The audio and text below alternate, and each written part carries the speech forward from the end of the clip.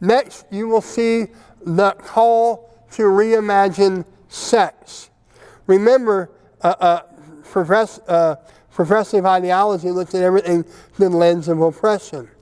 Why this lens?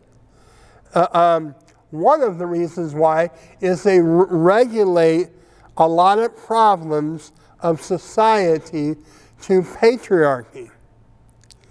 And they see the problem as the power structure of society was developed by cisgendered white males that knew that to maintain the patriarchy, a traditional form of sexuality between men and women had to be the norm.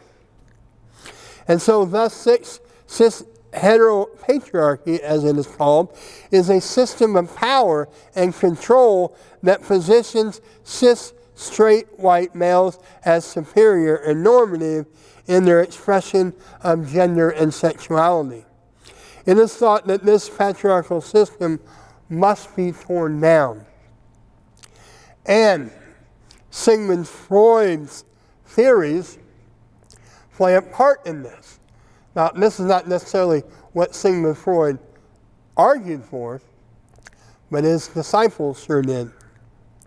But he still has a lasting influence on the sexual revolution that is taking place today. He believed that society has developed taboos about certain sexual expressions. And he disagreed with making certain sexual expressions taboo because happiness is received through sexual gratification.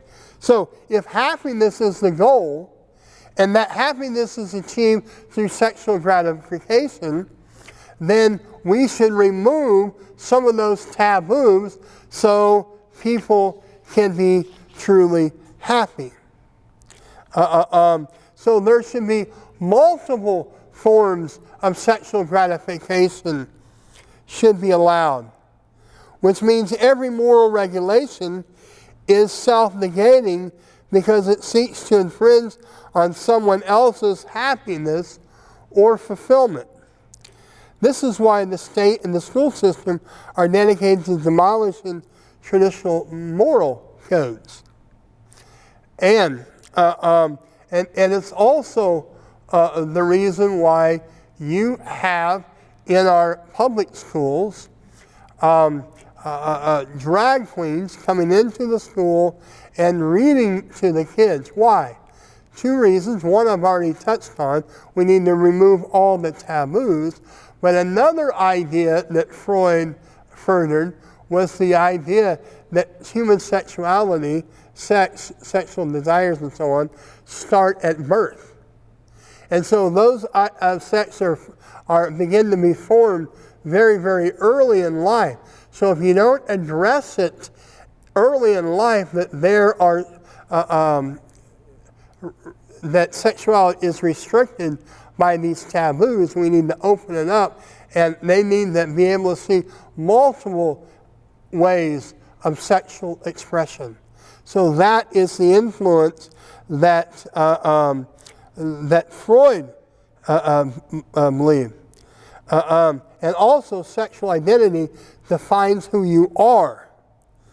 So to ensure there is a dismantling of cis heteropatriarchy, even kids need to be able to explore sexuality beyond the traditional norms, which explains why schools are promoting such things as having drag queens in the classroom. Therefore, you can't leave sexual education to the parents, because any deviation from sexual revolutionary orthodoxy is repression. And so to deviate from such orthodoxy is to hold forms of patriarchy that the people of the sexual revolution are trying to delete from culture. Last one, the politicized sense of self. In 1969, from an article from second wave feminists who wrote an article titled "The Personal is Political." And it emphasized women issues are all the political issues that need political intervention to generate change. So instead of politics being performed in the halls of Congress and in the voting booth, politics is worked out in all of life. And we've seen this in sporting events, and we've seen this in different stars, movie stars and so on. They always bring their politics. They use their platform to be able to give way to a political revolutionary. To follow Freud is to make identity sexual. To follow Marx is to make identity political.